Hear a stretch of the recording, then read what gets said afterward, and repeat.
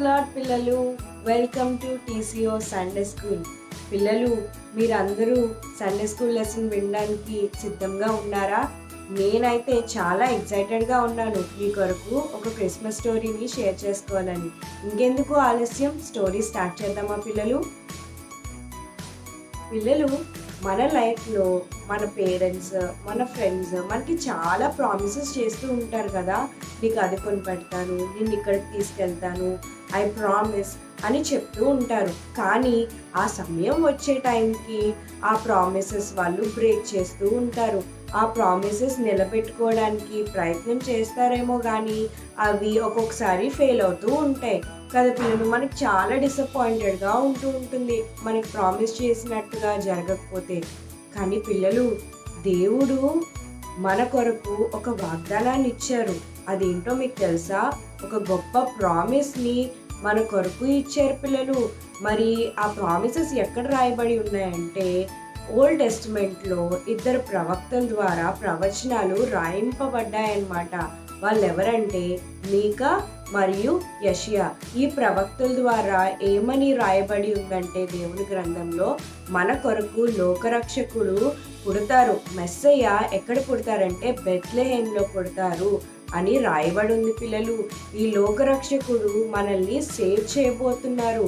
ఇమ్మానుయేలు అంటే మనకి తోడుగా, మన కొరకు సేవ్ చేయడానికి, మనల్ని పాపాల నుంచి విడిపించడానికి, మనల్ని రక్షించడానికి, రక్షణలో నడిపించడానికి దేవుడు మన కొరకు ఆయన కుమారుడైన యేసుక్రీస్తుని, జీసస్ని ఈ లోకానికి పంపిస్తానని వాగ్దానం చేశారు పిల్లలు.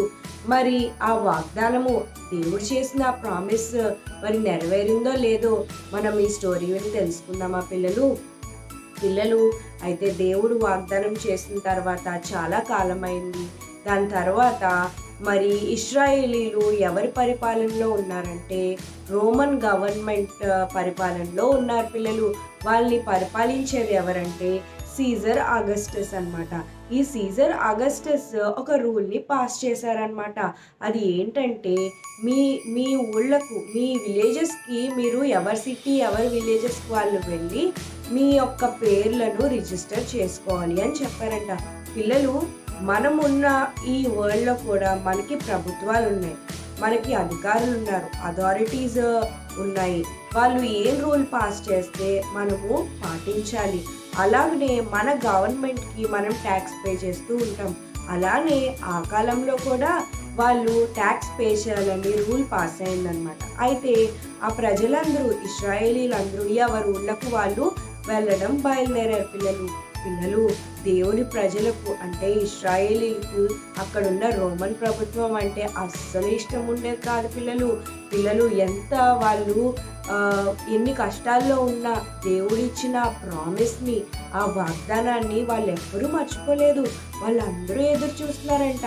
యేసయ్య మా కొరకు ఎప్పుడు పుడతారు, మెస్సయ్య ఎప్పుడు వస్తారు, మమ్మల్ని ఎప్పుడు సేవ్ చేస్తారు, దేవుడు ఖచ్చితంగా పంపిస్తారు అని వాళ్ళు చాలా ఆశలు పెట్టుకొని ఎదురు చూస్తూ ఉన్నారంట.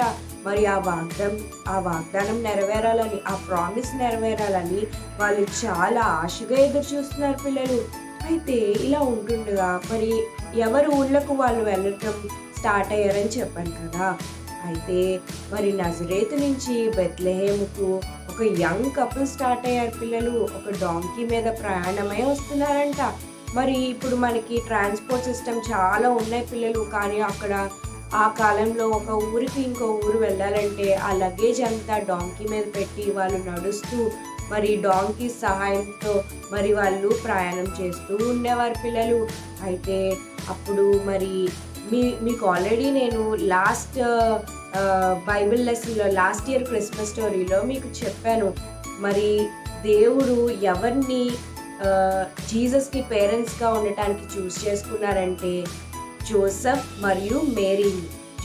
మరియు మేరీని ఇద్దరిని దేవుడు ఎన్నుకున్నారు పిల్లలు, చూస్ చేసుకున్నారు. జీసస్ని ఈ లోకానికి తీసుకురావటానికి, ఈ లోకానికి రక్షకునిగా, వారు పేరెంట్స్గా జీసస్కి ఉండడానికి వాళ్ళిద్దరిని దేవుడు చూస్ చేసుకున్నారన్నమాట.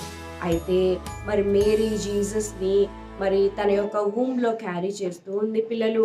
అయితే తను డెలివర్ చేసే టైం దగ్గరకు వచ్చిందనమాట. చాలా కష్టంగా ఉంది మేరీకి.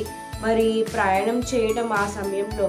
కానీ వారు మరి బెత్లెహేమ్‌కు వెళ్ళాలి. మరి ఆ బెత్లెహేమ్‌కి కొన్ని రోజుల తర్వాత వాళ్ళు రీచ్ అవ్వడం జరిగింది. అయితే మేరీకి మరి జీసస్‌ని డెలివర్ చేసే సమయం దగ్గరకు వచ్చింది పిల్లలు. కానీ వాళ్ళకి అక్కడ డెలివర్ చేయడానికి ఎక్కడ వాళ్ళకి ప్లేస్ దొరకలేదు. చాలా ప్రయత్నించారు. చాలామందిని అడిగారు. కానీ వాళ్ళకి ఒక ప్లేస్ దొరికింది లాస్ట్‌లో. అది ఎక్కడంటే పశువుల పాకలో పిల్లలు. పశువుల పాకలో మరి మేరీ జీసస్‌కి జన్మనివ్వడం జరిగింది పిల్లలు. మరి జీసస్ ఈ లోకానికి రక్షకుడు కదా, దేవుని కుమారుడు. కానీ ఆయన పుట్టుక మాత్రం చాలా హంబుల్‌గా మరి దీనమైన స్థితిలో ఆ పశువుల పాకలో ఆయన మన కొరకు జన్మించారు పిల్లలు. అయితే యేసయ్య జన్మించారని మరి ఎవరికి దూతలు మరి ఆ వర్తమానాన్ని ఇచ్చారంటే గొర్రెల కాపరులకు, జ్ఞానులకు. మరి లాస్ట్ లెసన్‌లో మనం విన్నాం ఎవరొచ్చారు యేసయ్య దగ్గరికి, యేసయ్యని విజిట్ చేయడానికి? జ్ఞానులు వచ్చారు, గొర్రెల కాపర్లు వచ్చారు, దేవుని దూతలు పాడారు, స్తుతించారు, గణపరిచారు. అందరూ అక్కడ యేసయ్యని చూసి చాలా ఆనందించారు పిల్లలు. మరి గొర్రెల కాపర్లు అయితే యేసయ్య జన్మించారనే విషయాన్ని అక్కడున్న ప్రజలందరికీ చాటి చెప్పారు. మెస్సయ్య వచ్చారు, మన లోకరక్షకుడు వచ్చారు అని, దేవుడు మనకిచ్చిన వాగ్దానము నెరవేరింది అని చెప్పి వాళ్ళందరూ నమ్మారు పిల్లలు. వాళ్ళందరూ చాలా సంతోషించారు పిల్లలు. మరి దేవుడు వాళ్ళందరికీ చేసిన ప్రామిస్, మనందరికీ ఇచ్చిన ప్రామిస్ నెరవేరింది కదా పిల్లలు. యేసయ్య మన కొరకు వచ్చారు పిల్లలు. మనల్ని పాపాల నుంచి విడిపించడానికి, మనల్ని రక్షించడానికి మరి ఆ సిలువలో యేసయ్య తన ప్రాణాన్ని పెట్టి రక్తాన్ని కార్చి మనకి రక్షణ ఇచ్చారు పిల్లలు. మనం ఇలా అందరం రక్షణతో ఉన్నాము అంటే అది యేసయ్య చేసిన త్యాగం వల్ల పిల్లలు. యేసయ్య మన కొరకు వచ్చారు పిల్లలు. ఈ క్రిస్మస్ సీజన్లో మనం చాలా పనుల్లో బిజీ అయిపోతూ ఉంటాం కదా. ఇది కొనాలి, అది చేయాలి, ఇక్కడికి వెళ్ళాలి, వాళ్ళని పిలవాలి అని చాలా పనుల్లో బిజీ అవుతున్నాం. కానీ మన కొరకు పుట్టిన మన యేసయ్యను, రక్షకుణ్ణి మనం జ్ఞాపకం చేసుకుంటూ ఆయన ఆరాధిస్తున్నామా పిల్లలు? మనం అందరం ఎంత బిజీలో మనం ఉన్నా సరే, ఎంత బిజీ స్కెడ్యూల్స్ ఉన్నా సరే, మనం సమయము మరి యేసయ్యకి ఇవ్వాలి పిల్లలు. యేసయ్యను ఆరాధించే బిడలంగా మనం ఉండాలి పిల్లలు. మరి ఈ క్రిస్మస్ సీజన్లో మనం తెలుసుకోవాల్సింది ఏంటంటే ఆ god is promise giver and promise keeper. మన దేవుడు వాగ్దానాలు ఇచ్చే దేవుడే కాదు, వాగ్దానాలు నెరవేర్చే దేవుడు కూడా.